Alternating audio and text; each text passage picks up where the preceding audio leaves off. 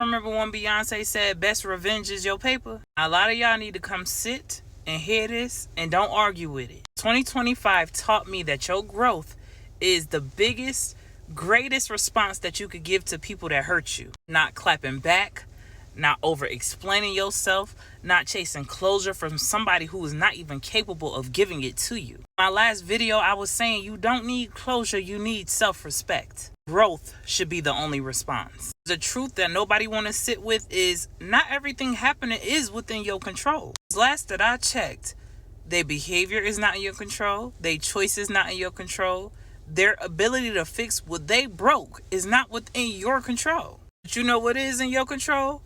Where you place your energy, how you care for yourself, how you speak to yourself when nobody else is watching, that's what's in your control. This is where a lot of people get stuck. You start trying to internalize somebody else's avoidance, somebody else's silence, somebody else's blame. That boundary between you and them is going to start to blur.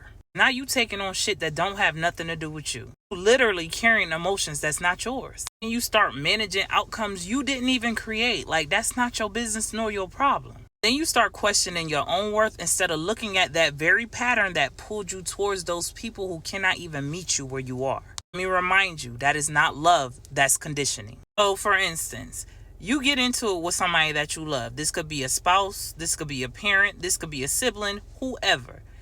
Instead of them facing it head on and dealing with the situation, talking it out with you, they decide they're going to run. They're going to disappear. They don't want to deal with it. They leave you to process all the emotions by yourself. They're telling you everything that you need to know without saying a word. They saying regardless if they mouth moving is, I don't feel like I need to change. I don't feel like I need to grow. I lack the self-awareness to even be able to take accountability in the first place. And the wild part is this shit is never really a mystery. It be right in front of your face. It's literally a message. And the thing about this, the more emotionally intelligent you become, the easier it becomes to separate their behavior from your own worth. Being emotionally intelligent is going to also have you realizing not every behavior needs to be analyzed for your understanding. Some behaviors is only meant to be acknowledged for exactly what it is. Recognize when it's harmful. Recognize when it's unsafe.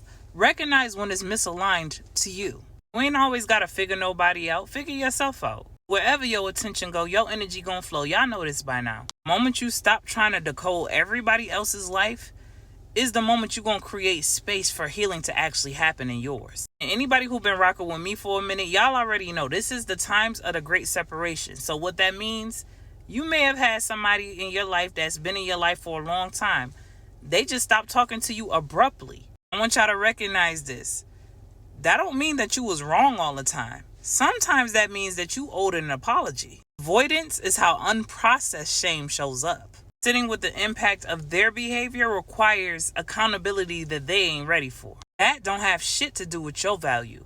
If you closing out them chapters real quietly right now, if you want peace over explanation, if you grown without announcing, you doing something right. Keep putting that energy where it belongs, which is back into you. It ain't shit bitter about that. That is what I call self-respect. Y'all get in them comments and let me know your thoughts. Peace, love, and light, and gratitude for watching.